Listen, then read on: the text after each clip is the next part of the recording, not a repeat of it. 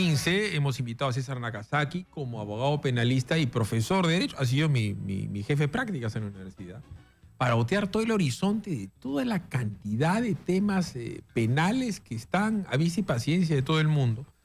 Porque mucha gente, César, me llama y dice, ¿por qué no tocas tal tema? ¿Por qué no hablas de Ollanta? ¿Por qué no hablas de Nadine? ¿Por qué no hablas de Curi? ¿Por qué no hablas de Burgos?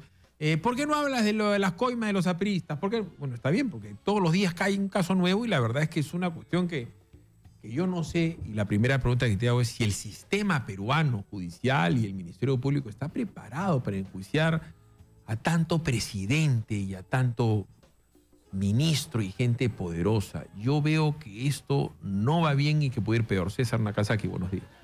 Buenos días, Philip.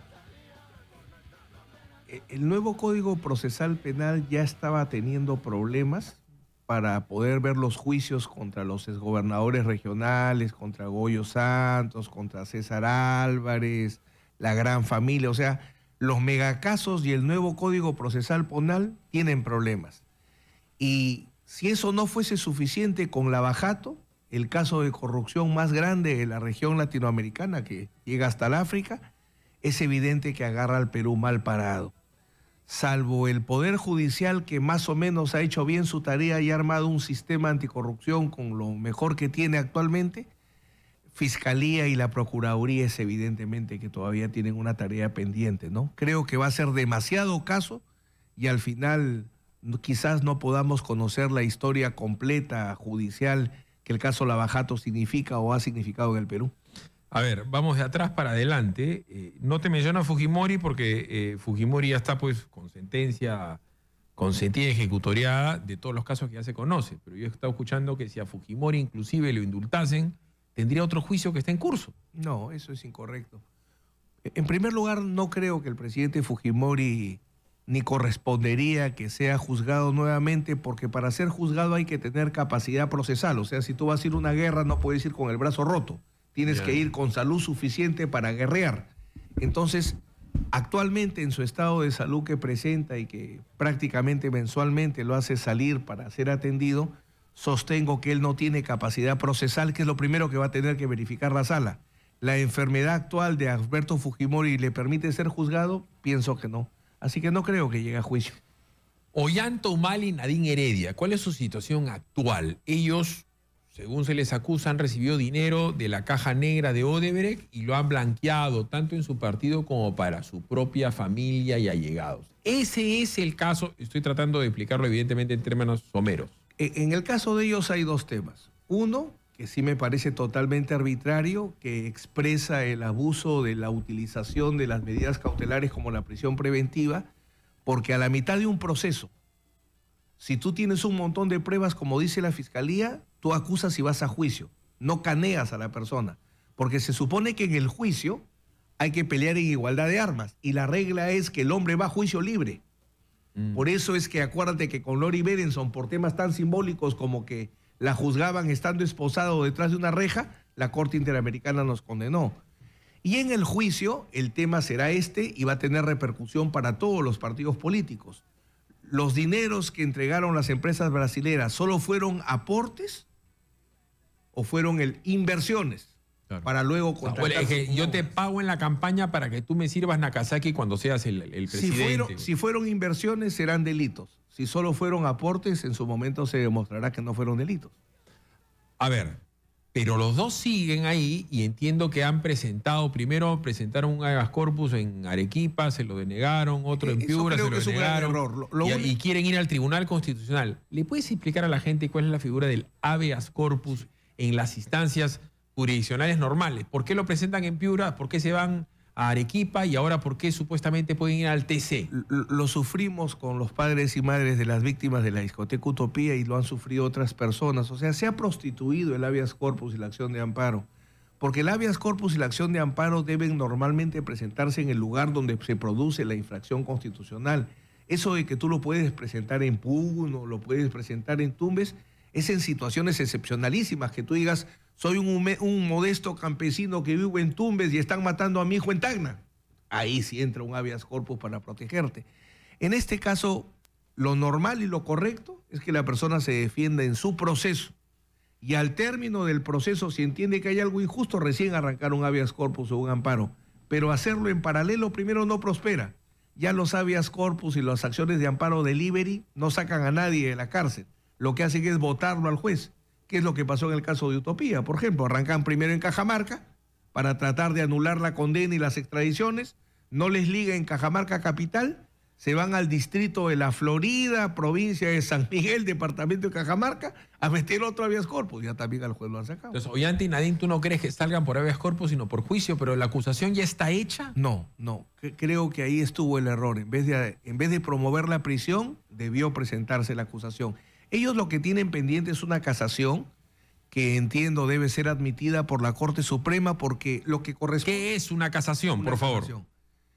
Cuando una persona, hay una prisión preventiva contra él, tiene un primer recurso que es apelación. Ahí nomás debería terminar. Y en casos excepcionales, cuando la Corte Suprema entiende que tiene que desarrollar jurisprudencia, doctrina sobre un tema, acepta vía casación conocer estos temas.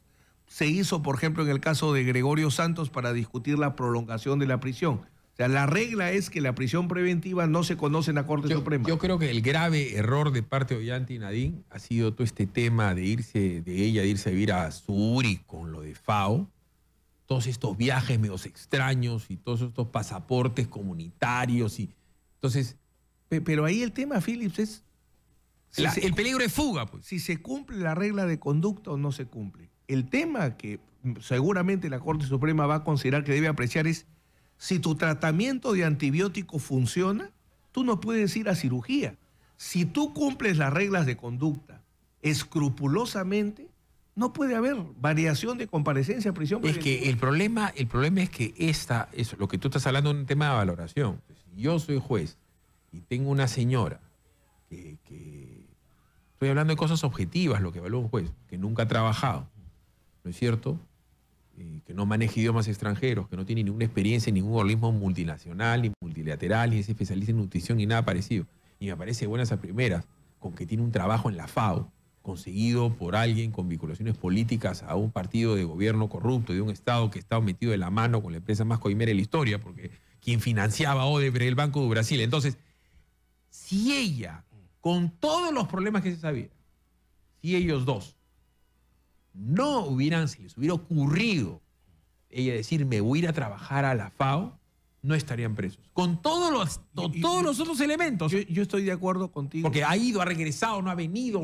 ¿Para qué se fue? Estoy de acuerdo contigo en el antes. O sea, ni bien tomo conocimiento que se ha ido, pero regresa. Primero se va comunicando. Ajá. Segundo, regresa. El juez evalúa que eso no justifica prisión preventiva. Y 3 meses después, el mismo hecho que no justificaba prisión preventiva ahora lo determina. El punto concreto en los casos cuando se quiere cambiar de comparecencia a prisión preventiva a la mitad de un proceso, tú dices, ¿cuántas diligencias se han realizado? ¿Han sido obstaculizadas o no han sido obstaculizadas por el investigado? Si han sido obstaculizadas, lo caneas. Si no han sido obstaculizadas y se han podido realizar normalmente, no lo puedes llevar a prisión. Porque, como te repito, la regla es enfrentar el juicio en libertad. 9:23, pausa, regresamos, seguimos con más con César Nakazaki. Philip Butters en Exitosa. Seguimos avanzando con recordar y este conteo de los casos emblemáticos que no hacen más, entenderá César, que menoscabar la función política y la credibilidad que tiene la gente para con sus dignatarios. En el caso de Toledo, es difícil encontrar un caso con tal cantidad de pruebas de cargo. O sea, por todo lo que ya sabemos, y Toledo sigue afuera porque no lo quieren traer. O sea, el caso Toledo, honestamente ya, aunque para un abogado como tú todo debe ser defendible, la verdad es que cada vez lo veo más indefendible. Es un caso muy complicado porque, como tú bien señalas, Ecoteva, ya la cadena se ha armado completamente. El último eslabón que faltaba era responder a la gran pregunta: ¿por qué las empresas brasileras le entregan dinero a Joseph Maiman? Para que Joseph Maiman pueda entregárselo al expresidente Toledo, y ya con las últimas revelaciones que se darían a partir de los testimonios, tanto de Joseph Maiman como de los empresarios brasileros, estaría cerrado el círculo. Ahí es una gran pregunta. O no hay decisión política de traerlo, o es un cúmulo de errores que ves que el fiscal con el juez se enfrentan, porque el fiscal dice que el caso está bien armado, el juez Abel Concha dice que el caso está mal armado. Ahí en realidad ya se hace muy difícil poder responder por qué no, ¿no? Porque ya la extradición debería haber caminado como por un tubo.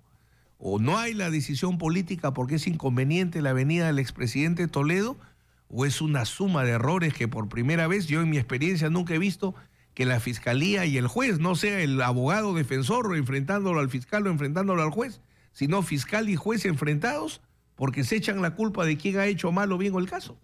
Ahora, una vez que Maiman, bueno, ya Maiman ha dicho prácticamente que la plata es de Toledo, ¿no? Me decepcionó, ya, ok. Una vez que Maiman dice esto, ¿cuál es el derrotero de lo de Toledo? O sea, por mucho que este gobierno lo quiera ayudar, o sea, ¿de qué se tendría que agarrar Toledo para que no lo mande el Estado norteamericano acá? O sea, yo entiendo que allá tienen el derecho común y que no es el derecho romano germánico, el nuestro, que pueden haber cosas, pero a un gringo le cuentan los hechos y también va a decir este pata se robó la plata. Yo renunciaría a insistir con el arresto preextradición, porque el arresto o sea, primero deténganlo mientras que presento la demanda de extradición, ¿no? Porque tú tienes dos vías. O peleas con él la extradición estando él en libertad, caso del presidente Fujimori que estaba en Chile inicialmente preso, luego en libertad, o desde el comienzo quieres mantenerlo preso, que ese fue el camino que se intentó con el expresidente Toledo, pero con un gran error, es no haberle permitido apelar la decisión de la prisión preventiva por temas formales, el mismo juez Carguancho. Entonces, él decide por temas formales no aceptar que la decisión de prisión preventiva de Toledo se revise. Eso en Estados Unidos es inadmisible. Entonces, creo que esa parte hay que dejarla, ya no hay que ir por la punta izquierda, sino hay que ir por la punta derecha. Ya no interesa ahorita el arresto preextradición, sino lograr que la demanda de extradición pase de una vez ante un juez en los Estados Unidos y se inicie el proceso de extradición. Mientras que no haya un proceso de extradición iniciado, todo es chiste hasta ahora, no hay nada. Todavía no hay nada. No hay nada. Además es lo que persigue la población. Son 9:29. Vamos a ir a una pausa y hablar de otros casos que son pues emblemáticos y que a la gente la tiene realmente molesta. El día de hoy ha salido una nueva coima más de un señor César Atala, que ha sido vicepresidente de Petroperú. Ahí están los abonos, junto con otros funcionarios del gobierno aprista, un alto ejecutivo. Está dinero que le han dado un abogado, Horacio Canepa, cual yo conozco, es harto conocido, $435,000 abonado en una cuenta, y hay un hombrecito que está ahí, que ya se comunicó contigo, Gabriel Prado, la mano derecha de Susana Villarán. ¿Tiene algo que ver Javier Prado con Relton Consulting y tal? ¿Por qué? Porque que le encuentren esa plata a Gabriel Prado, si es que le encuentran un abono, pues está el nombre sin monto. Es como que le encuentren dinero pues a Lucho Nava, ¿no es cierto? El secretario de Alan García. Es como que le encuentren en la mano derecha de la Villarán. Hay 1000 fotos con ella. Y ha sido su hombre de confianza durante años. Entonces, eso hace que la gente diga, entonces está la Villarán. Si le encuentran, no sé, a Martín Bustamante, ese es hombre de Castañeda. O si le encuentran a Nava, o que le encuentren a, no sé, ¿a quién? Pues alguien que para con qué, a Pierre Figari, por decirlo. O sea, sería pues algo pues, nuclear. Y eso es lo que está pasando. Entonces vamos a ir a la pausa para que César Nakazaki nos cuente cómo es esto del dinero que le ponen al hombre de al medio. Prueba de que si al amigo de Nakazaki le dio a Nakazaki, la gente, en la calle la gente dice que sí. Vamos a ver qué dice la ley. Pausa y regresamos.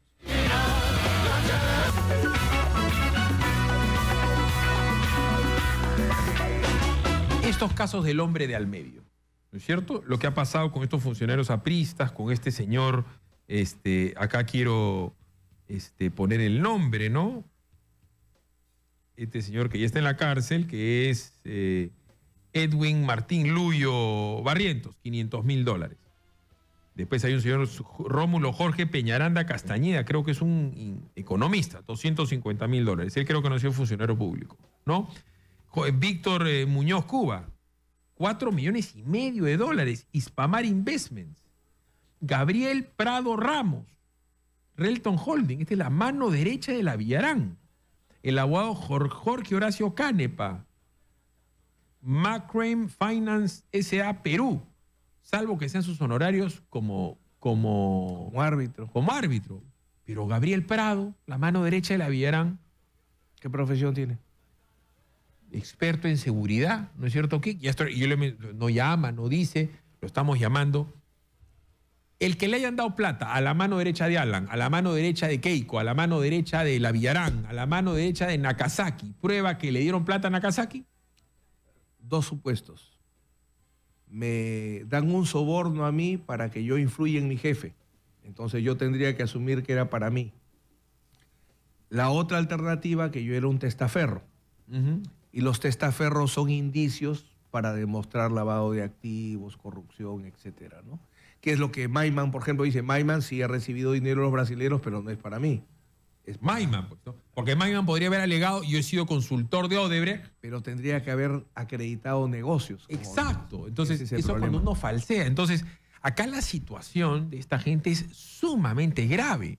Porque o te echas la culpa y dices, yo pues soy el que recibí. Porque estos $900,000, este señor Atala, era el segundo de Petroperú.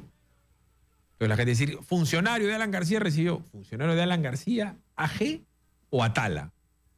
Porque Alan García ha dicho, a mí no me han dado nada. Es evidente que ahí el cuadro está muy incompleto en el caso del régimen. En realidad, como tú bien decías al comienzo, es tan grande este caso que los cuadros son muy incompletos, porque los presidentes solos sin ministros es imposible.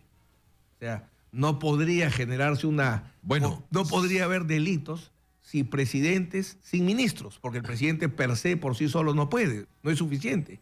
Y al revés, viceministros, funcionarios de término medio sin las altas direcciones, también es Pero difícil. fíjate lo que ha dicho el doctor Duberlí Rodríguez Tinedo, presidente de la Corte Suprema. Ha dicho que él sugeriría que Toledo se allane la colaboración eficaz. Si eso fuera cierto, si esa figura penal se diera, de que él como cabecilla se afiliara, se acogiera a la colaboración eficaz y tiraría a dedo, para hablar en términos muy criollos, quiere decir que sería la cabeza de una organización. ¿Y cuál sería su organización? ¿Cómo se salva esa organización? PPK, que era su primer ministro, su ministro de Economía, presidente de Promersión. ¿Cómo se salva Zavala, que era el ministro de Economía? Le está diciendo Duberlí, oye, tírale dedo a ellos. Sería una estrategia de defensa muy audaz. Creo que el sistema se aguantaría un presidente colaborador eficaz, no 3 o 4, pero uno al menos podría ser. ¿Pero quién? ¿Pero cómo va a ser el cabecilla? Pues si él es el presidente. Pero igual que Marcelo Odebrecht. La gran diferencia con los casos anteriores vinculados al régimen del presidente Fujimori era que se trataba de Matilde Pinchi, los 2 secretarios de Montesinos. Claro. En cambio, ahora viene desde la alta esfera del empresariado. Claro. Y de ahí para adelante. Y abogados.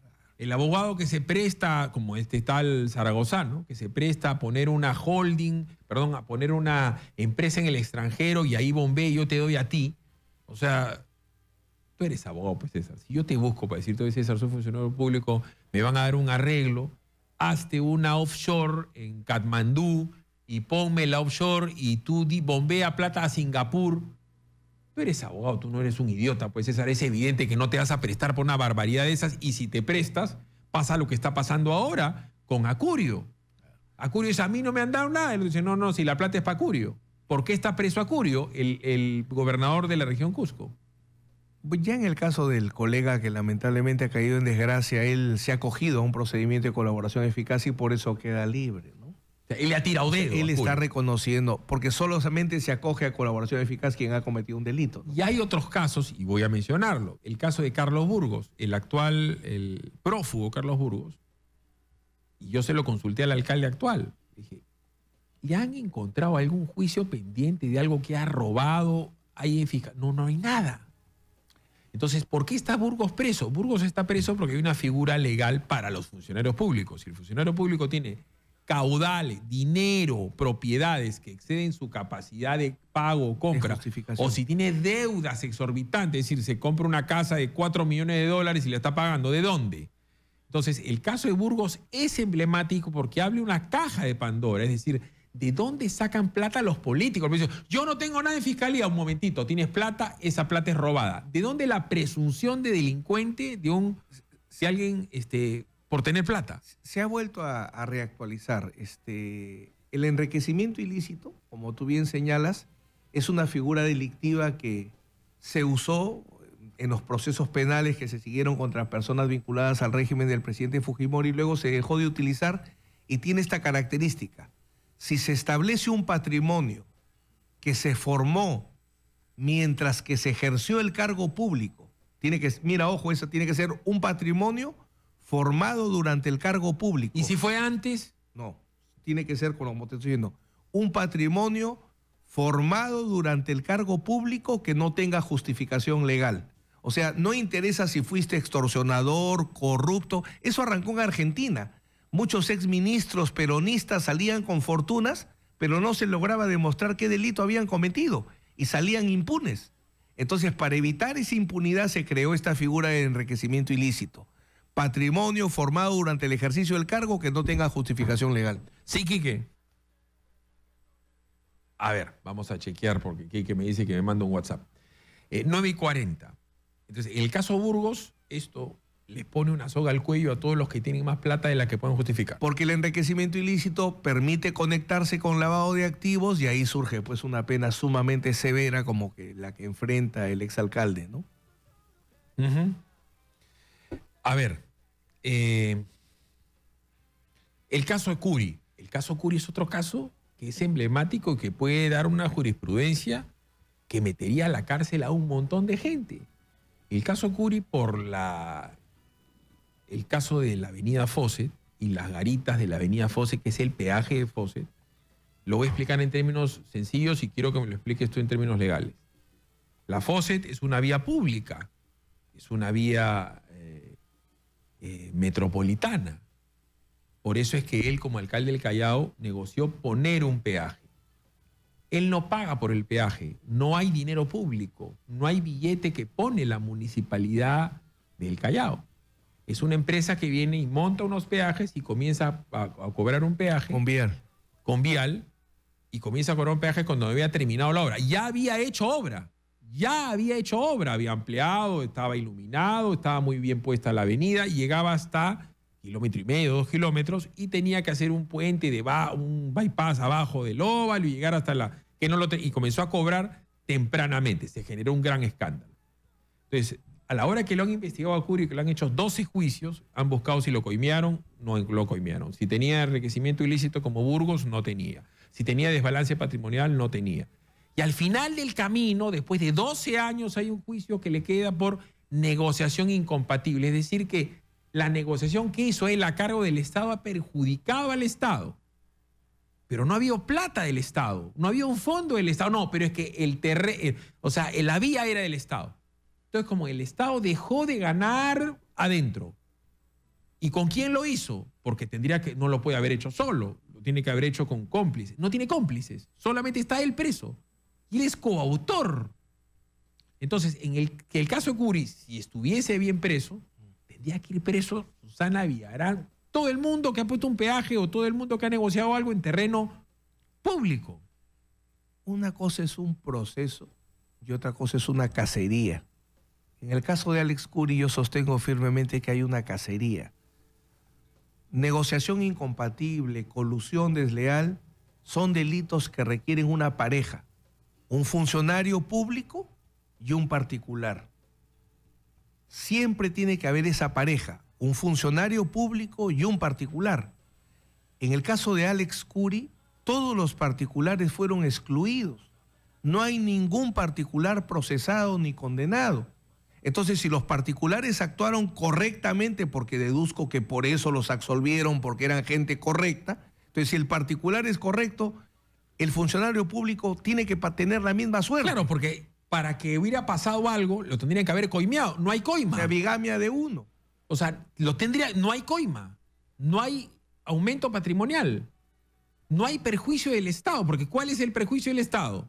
Y un segundo tema, porque me lleva a sostener que se trata de una cacería, es que en el caso de Alex Curi, él enfrenta un hecho enfrenta una acusación, demuestra que es inocente de esa acusación y en vez de absolverlo, el fiscal trata de variar los cargos.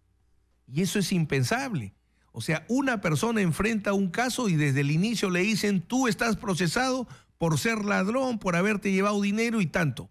Si yo demuestro que soy inocente, no, ahora ya no te voy a soltar porque ya no se trata de que eres ladrón, ahora se trata que eres contrabandista. Demuestro que no soy contrabandista, bueno, ahora tampoco, ahora eres homicida. Entonces, en el caso de Alex Curi hay una utilización de los hechos, de los cargos, que me lleva a sostener que no hay un juicio justo, lo que hay es una cacería, como si alguien estuviera decidido a que él quede a la cárcel pese lo que pese y violando todo tipo de garantía constitucional. Pero, y como yo me acuerdo en la época de la revocatoria, siempre lo menciono, me fue al programa de Beto Ortiz y debatí pues con Rospigliosi. Y yo le decía a Rospigliosi, o sea, tú te has vuelto el principal defensor de Alex Curi. Y Rospigliosi me miraba, porque supuestamente ellos políticamente tienen que odiar a Curi pues, casi como un dogma, ¿no? Toda la izquierda y toda la progresía. Me decía, ¿por qué? Claro, porque miren, y eso lo dije hace años, Susana Villarán ha entregado en concesión a Odebrecht, empresa que ahora sabemos que era estructuralmente coimera, los peajes que ya estaban funcionando, la caja del Estado que ya estaba, o sea, EMAP en Buen Romance se lo dieron a Odebrecht y se lo dieron por 40 años. O sea, el flujo que ya era del Estado se lo han dado a Odebrecht. Y con esa caja Odebrecht ha emitido bonos para endeudarse y hacer un negociazo. Tal es así que en el peor momento de la vida económica de Odebrecht han vendido el 53% de esos peajes en $500 millones. Y Susana Villarán no está presa.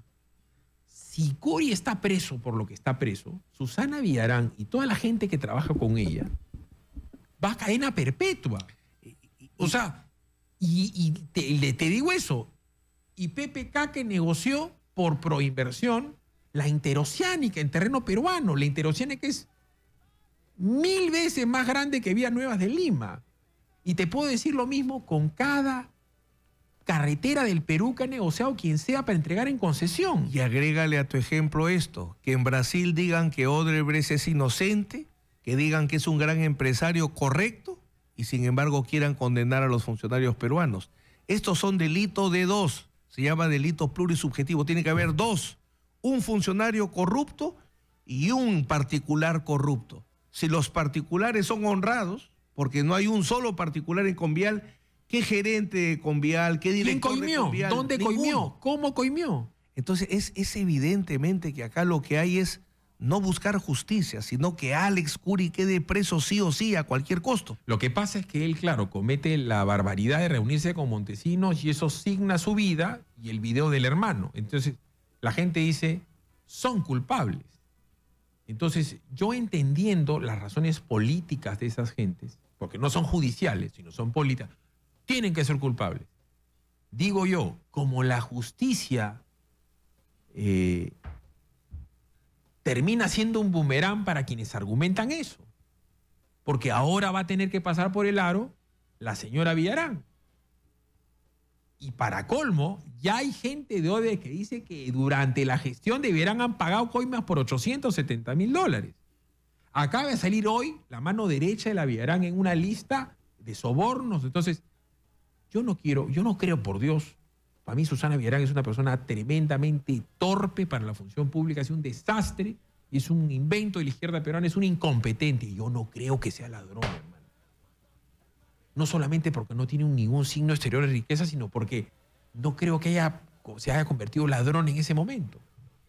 ¿No es cierto? Y en el caso de Curi, por muchos que lo odien, si te investigan 12 años un poder judicial en donde está Ollanta Humala y donde ha estado Toledo, que Toledo era carcelero con todo el mundo, y no lo han encontrado un mango, es porque no lo tiene. Porque si lo tuviera, yo lo hubiera... Y además, ¿han encontrado un funcionario de él recibiendo plata? No, o sea, no tiene la cantidad de pruebas que tienen hoy todos los demás. Pero como tiene que quedarse preso porque es el Cuco Curi, yo le digo a la gente, con esa misma vara o con la vara de Burgos vas a tener que medir a todos. Y lo que va a pasar en el Perú es que va a colapsar el sistema porque la gente que politiza las investigaciones y las acusaciones va a pedir la cabeza a César de todo el mundo. ¿Me dejo entender? Y eso no es justicia, eso es venganza política. Por eso hay que aprender las lecciones. En la época, siempre que se ha querido politizar el derecho penal, siempre que la política se ha metido con la justicia, los resultados han sido negativos. Siempre que se ha querido abusar del derecho penal, tú en un momento anterior decías, Fujimori el que mayor indultó. Es correcto, pero esos indultos fue por reconocer mucha gente inocente. Fueron indultos que se dieron con la comisión del padre Uwe Lancier, que se creó para reconocer como nunca antes en historia política errores judiciales. Siempre que se trata de abusar con la ley se cometen muchas injusticias. Y en este caso que estamos comentando es claro, no hay sobornos, no hay un patrimonio injustificado, no hay particulares condenados, no hay razón para que Alex Curi sea condenado. No puedes ser miembro de una banda si estás solo.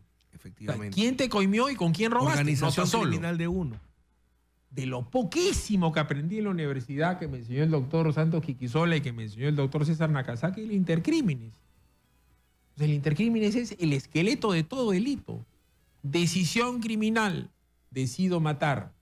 Acto preparatorio, concertación criminal, ejecución del crimen, que puede ser con alevosía, con ventaja, con sevicia, actos de ocultamiento. Pero si yo tengo la decisión criminal y no hago nada, simplemente tengo una mente criminal. Inclusive hay delitos que no tienen tentativa. Yo voy a estafar aquí que Bravo Prado. Voy a idear de venderle el Viagra que lo va a hacer el hombre más potente del mundo. Le voy a vender la pastillita. Perdón, nunca le vendo nada. No hay, pues, delito. Una cosa es que... Tentativa de homicidio, sí. Te intenté matar y no te maté. Tú bien marca. Una cosa es que no les haya gustado el peaje. Una cosa es que discrepen con Vial, con su actuación, pero otra cosa es delito. Y el delito en estos casos, negociación incompatible, cohecho, colusión, requieren un particular ratero, trafero. ¿Dónde está la coima que le dieron? En el caso de Susana Villarán, habrá que probarle. ¿No es cierto? Reitero, toda la mañana me parece inconcebible que nadie le ha dicho a Gabriel Prado que estamos mencionando su nombre y no haya llamado, ni nadie del entorno de Susana Villarán. En el caso de Susana Villarán, no solamente ha dado los peajes, ha subido el precio un huevo de veces. Y el flujo de los peajes llega, César, a más de 10.000 millones de dólares. Son 40 años, para no hablar de OAS. Es evidente que hay mucho que explicar en varios niveles, ¿no? No solo nivel presidencial y todo lo que es el aparato de la administración pública. Hay temas municipales pendientes, hay temas regionales pendientes. Por eso te digo, pero como hay culpables mediáticos, como es el caso de Curi, no lo mencionan. El tema va a ser, si le ratifican su condena, ¿cómo van a ser todos esos abogados mediáticos, le hace líderes de opinión, para justificar la inocencia de los demás? Va a ser una barbaridad. 9:52, sigue sin contestar Gabriel Prado. Pausa, regresamos. Philip Butters en Exitosa. Y fíjense cómo se abre la caja de Pandora. Tienes al señor Atala, que ha recibido $900.000 en algún lugar del mundo llamado Andorra, de Odebrecht. El señor va a poder alegar que era consultor, el señor va a poder alegar que era un qué. Entonces la gente dirá, eso es cana. En el caso de Gil Shavid, han dicho que él no ha lavado activos porque la plata se quedó afuera. Ese es otro punto. Si te dan el billete afuera, puede ser un consultor que ha evadido impuestos. Y sigo elaborando. Nicolás Lúcar, para tu libro, chismeando ahí Nicolás Lúcar en vez de entrar al set. ¿Van a llevar al señor Kuczynski a Lavajato o no, Nicolás Lúcar? Y le van a preguntar en la comisión Lavajato, señor Pedro Pablo Kuczynski, diga usted cómo es cierto que es consultor financiero internacional. Sí lo soy.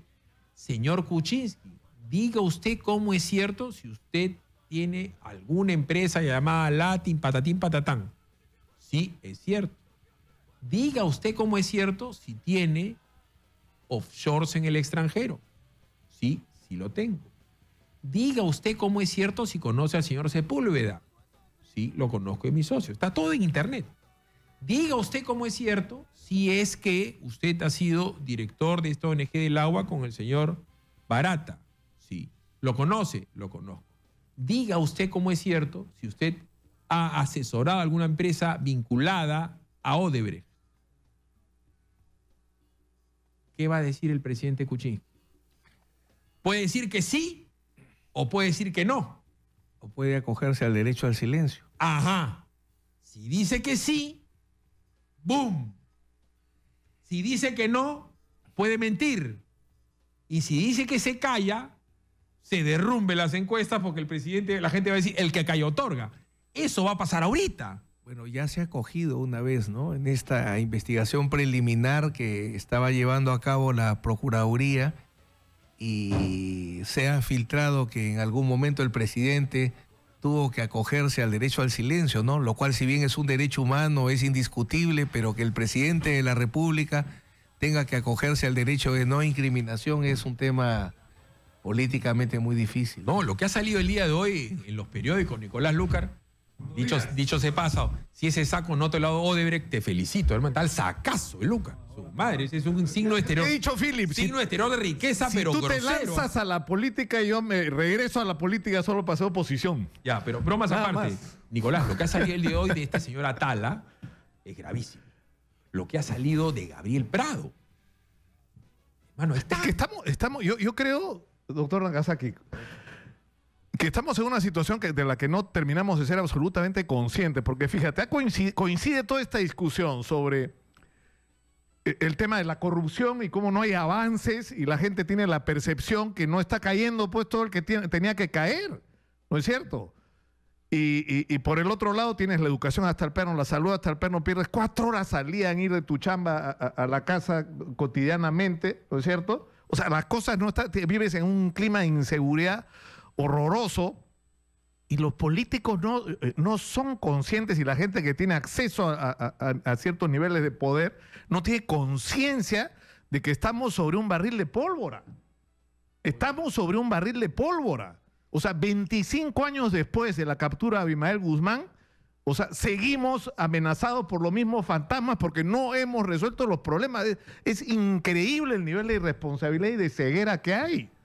Yo estoy leyendo ahora el libro de Antonio Zapata sobre la guerra senderista, y dicho sea de paso, recomiendo que lo lean porque no solamente es un extraordinario documento para entender lo que pasó en el Perú en las últimas décadas, sino de alguna manera te obliga a una reflexión sobre los problemas no resueltos del país y sobre la amenaza de que en determinado momento esto termine una vez más en una explosión, mucho peor de la que hemos vivido. Nicolás, hemos hecho, no sé si has estado escuchando, un recordaris con César de todos los casos emblemáticos de corrupción que hay.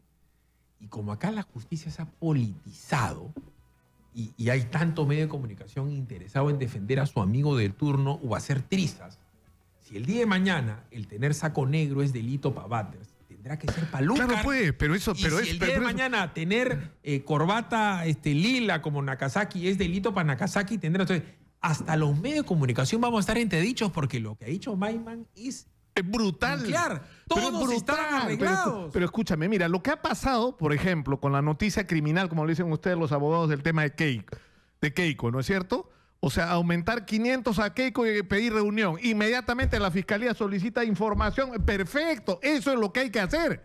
Pero ¿por qué no han hecho lo mismo con Graña? ¿Por qué no han hecho lo mismo con AG? ¿Por qué no hace? O sea, no entiendo. No entiendo. ¿Por qué si te están... o sea, Maiman acaba... ¿Cuántos días ha pasado de la entrevista de Maiman? 8, 9, 10, la entrevista de F.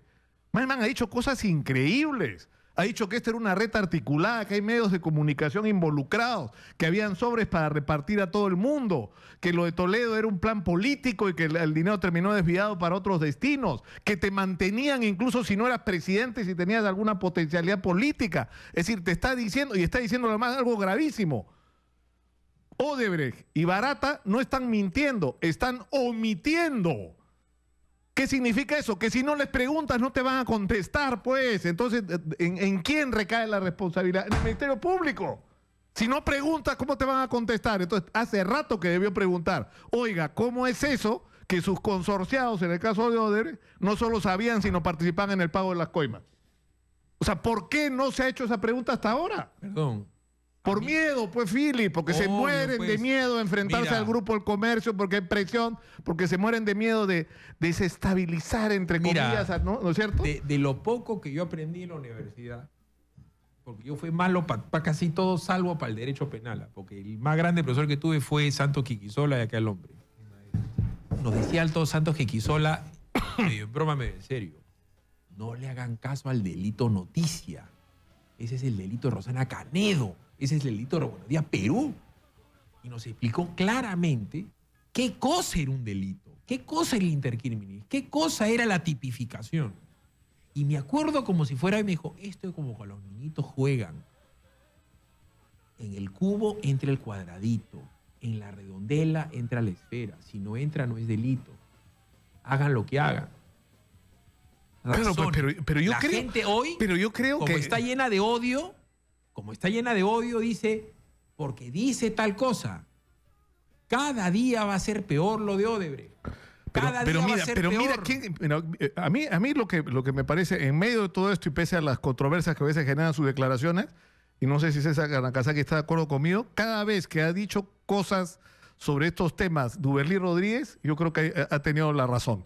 Porque él dice, por ejemplo, o sea, no. La colaboración fiscal del presidente Toledo. Claro, no solo la colaboración, cuando ha dicho el tema, no necesitamos más prisiones preventivas, tenemos más de la mitad de los presos con prisiones preventivas, necesitamos denuncias penales y sentencias, eso es lo que necesitamos. Perdón. O sea, en Brasil le dan prisión preventiva al jefe de Petrobras en noviembre y en febrero, 4 meses después, 3 meses y medio, estaba sentenciado a 17, 18 años de cárcel. 4 meses, ni siquiera tuvo 4 meses de prisión preventiva. Lo que ha dicho Duberly con respecto a la probable colaboración eficaz de Toledo, en cristiano, para que el popular lo entienda, le ha dicho, tírale dedo a PPK, hermano. Si no, ¿a quién le va a tirar dedo? Si él era el presidente, pero choreó? no solo, porque está claro que... Lo que sucede, permítame un ratito, es que no hay una gran estrategia. Por ejemplo, ustedes al comienzo se sientan y dicen, ¿qué queremos? Queremos que todos los presidentes, todos los ministros, todos los altos funcionarios públicos se vayan a la cárcel. Sí. Entonces necesitamos una estrategia. Uno, tenemos que negociar con las empresas brasileras, porque las empresas brasileras ya están condenados. Funcionan en Brasil. Entonces, ¿qué es lo único que podría traerlos para que suelten todo ese flujo de información? Tienen que llevarse algo. Mira, va a ir a juicio Humala. ¿Va a ser testigo Odebrecht?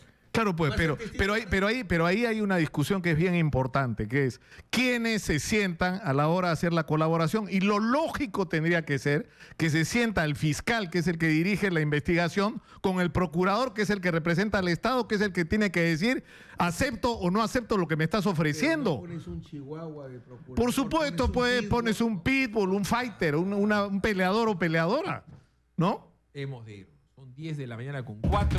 Tremendos programas. Hemos hablado de Yesenia, de Super Kenji. Hemos hablado de todo lo que está pasando con este gabinete. Hemos oteado todo el horizonte tristísimo de la corrupción del Perú, de todos los juicios emblemáticos con César Nakazaki. Y ahora los dejo, por favor, señor Campo. Hay que investigar a Lúcar. Ese saco, Lúcar. Mira, ve. Mancini. El de Rey Bum Bum Mancini. Argentino es. Mira. Argentino todavía. ¿Ah? Ya lo estoy preparando bien. para el 5 de octubre para ir a... Te han dado permiso. Ya tenemos entradas, ya están confirmadas entradas. Ya, vamos a ir a... No nos van a... ¿Qué pasa? Oye, no sé ¿hace cuánto no vas al estadio tú, Lúcar? ¿Hace cuánto? Ya viene Pedro Castillo Terrones, sí, ya viene. ¿Hace cuánto no vas al estadio tú? Al estadio, la última vez que he ido al estadio fue a ver Cristal Santos. Partidazo, dicho sea paso. Partidazo. ¿Has comido choripán en el piso, no? ¿En qué piso? En el piso de Buenos Aires, ahí tú comes en las esquinas el choripán. Claro, acuérdate que mi mujer ha vivido ahí en Buenos Aires. No, tú eres tu mujer, pero tú eres un y me lleva a pasear ahí a los sitios. ¿Eres tú?